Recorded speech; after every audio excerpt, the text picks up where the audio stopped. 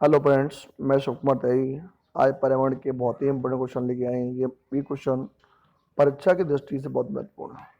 हम बात करते हैं question number first, Kyoto protocol का संबंध किससे है। तो जो क्योटो प्रोटोकॉल होता है उसका संबंध जलवायु परिवर्तन से है।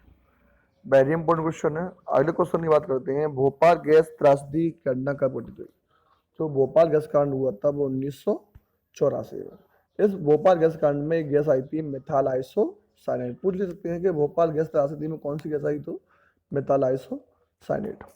अगले क्वेश्चन की बात करते हैं, लाइकेन सबसे अच्छा किसकी माने जाते हैं। तो लाइकेन्स है वो वायु प्रदूषण के माने जाते हैं। बहुत ही अच्छे क्वेश्चन है।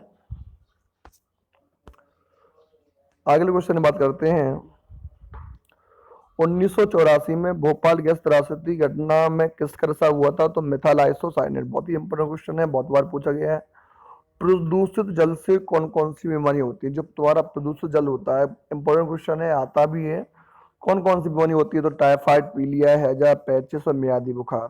ये सब कैसे होती हैं, प्रदूषित जल से। अगले क्वेश्चन की बात करते हैं, तो ब्लू बेबी सिंड्रोम कहाँ होता है। तो ब्लू बेबी सिंड्रोम किससे होता है, नाइट्रेट से होता है। किससे होता है, नाइट्रेट। अगले क्वेश्चन की बात करते हैं, जल प्रदूषण के कारक कौन है। मतलब जल प्रदूषण के कौन कौन सा कारक है। तो पहला होता है नाभ की ऊर्जा, अपशिष्ट कृषि पदार्थ, औद्योगिक अपशिष्ट। सब इन सब के कारण क्या होता है, जल प्रदूषण होता है। अगले क्वेश्चन बात करते हैं, इंपोर्टेंट क्वेश्चन है, पृथ्वी के ऊष्मायन से क्या तात्पर्य है। ग्रीन हाउस गैसों के द्वारा पृथ्वी के तापमान में वृद्धि। पृथ्वी का जो ऊष्मायन होता है वो होता है ग्रीन हाउस गैसों के द्वारा पृथ्वी के तापमान में वृद्धि। अगले क्वेश्चन की बात करते हैं, विश्व उष्मायन प्रमुख कारण क्या है। तो ग्रीन हाउस गैस। जो विश्व का जो ग्लोबल वार्मिंग होता है, हम कैसे विश्व उष्मायन बोलते हैं, ग्लोबल वार्मिंग किसका होता है। तो ग्रीन हाउस गैस के कारण। अगले क्वेश्चन की बात करते हैं, इंपॉर्टेंट क्वेश्चन है, बहुत बार पूछा भी गया है। विश्व ग्लोबल वार्मिंग का प्रमुख कारण क्या है। तो वायु प्रदूषण। ग्लोबल वार्मिंग क्यों होता है, जब वायु प्रदूषण हो जाता है तो विश्व उष्मायन या ग्लोबल वार्मिंग होता है। वायु प्रदूषण के कारण क्या होता है, ये हम कहें ग्लोबल वार्मिंग के प्रमुख कारक कौन से हैं। तो carbon monoxide, carbon dioxide, sulphur dioxide, CFC, धूल प्रदूषण। ये सब क्या होते हैं, वायु प्रदूषण के कारण। अगले क्वेश्चन की बात करते हैं, ग्लोबल वार्मिंग का एक कारक क्या। तो ग्लोबल वार्मिंग का एक कारक होता है वाहनों से निकलने वाली गैस। जो वाहनों से निकलने वाली गैस होती है उससे क्या होता है, ग्लोबल वार्मिंग बोलते हैं। फ्लोरीन गैस किसे कहा जाता है, सीएफसी। क्लोरोफ्लोरोकार्बन को हम फ्लोरीन गैस कहते हैं। अगला क्वेश्चन इंपोर्टेंट क्वेश्चन है, सल्फर डाइऑक्साइड के प्रमुख स्रोत कहा। तो वाहन, तेल, रिफाइनरी, ताप बिजली घर। ये सब सल्फर डाइऑक्साइड के प्रमुख कारण है। ये पूछे जाते हैं, आते भी हैं। अगला क्वेश्चन आती है, ग्लोबल वार्मिंग क्या होता है।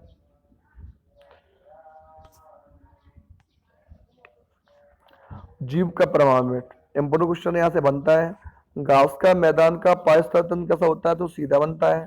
तालाब का कैसा बनता है, उल्टा बनता है। ताजे पानी कैसा बनता है, इन्वर्टेड बनता है। पूछते ही पिरामिड में क्वेश्चन निकालता है, घास का मैदान कैसा बनता है, सीधा बनता है। तालाब का कैसा बनता है, उल्टा बनता है। ताजे पानी कैसा बनता है, इन्वर्टेड बनता है। अगले क्वेश्चन की बात करेंगे, इंपोर्टेंट क्वेश्चन है, कवक और जीवाणु की उदाहरण क्या। तो कवक और जीवाणु जो उदाहरण होते हैं वो परजीवता। लाइकेन या कवक और शैवाल का संबंध उदाहरण क्या है, जो सजीवता होते हैं। कवक और जीवाणु में परजीवता होता है, लाइकेन कवक और शैवाल में क्या होता है, सजीवता। हरे पौधे किसकी उपस्थिति में भोजन बनाते हैं। तो हरे पौधे इंपोर्टेंट क्वेश्चन है, क्लोरोफिल की उपस्थिति में अपना भोजन बनाते हैं। बहुत बार पूछा भी गया है।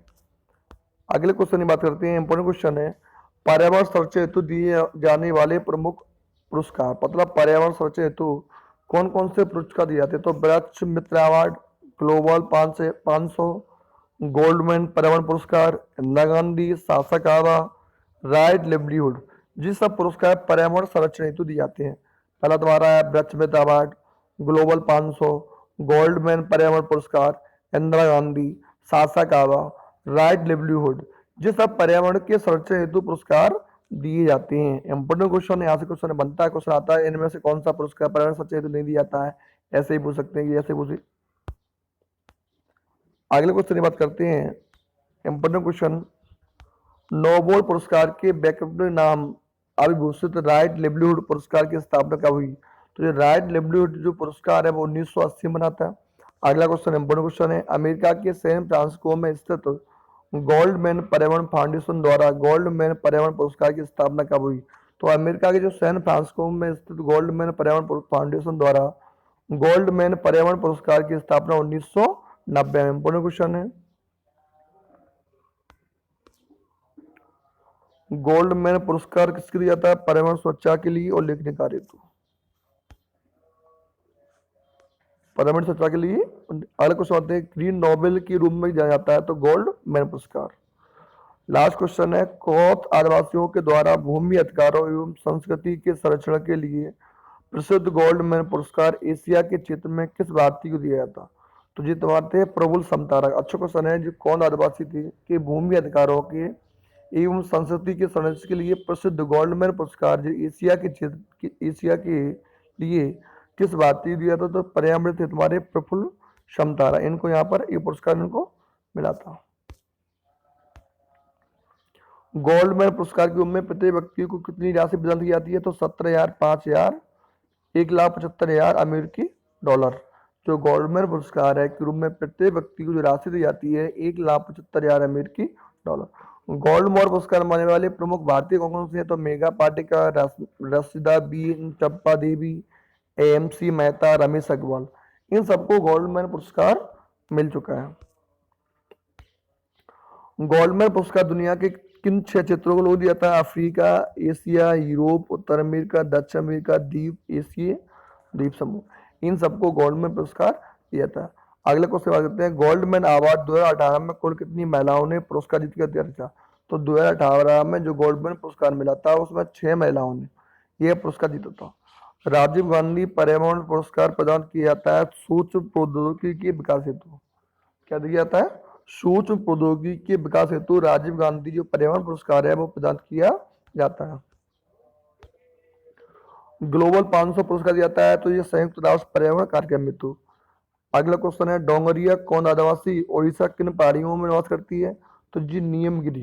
जो डोंगरिया कौन आदिवासी है वो उड़ीसा की किन पहाड़ियों में निवास करती है? तो नीलगिरी में।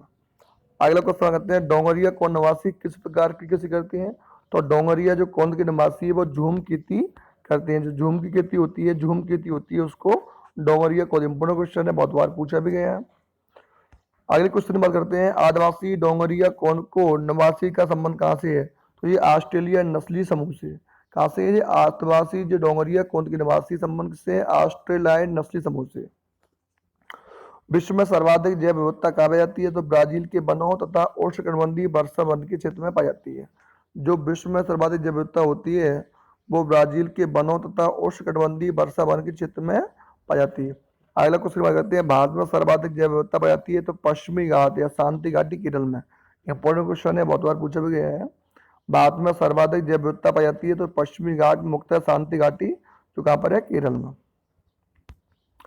परमाणु शुद्धता का प्रतीक किससे है? Eco mark. इंपॉर्टेंट क्वेश्चन है, परमाणु शुद्धता किससे मापते हैं? तो इको मार्क की। खाद्य शुद्धता का प्रतीक क्या होता है? Egg mark.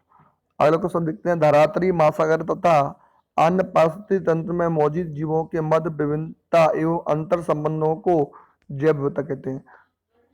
धरातली महासागरीय तथा अन्य पारिस्थितिक तंत्र में मौजूद जीवों के मध्य विभिन्नता एवं अंतर संबंधों को हम जैव विविधता कहते हैं। बहुत बार आया भी है, पूछे जाते हैं।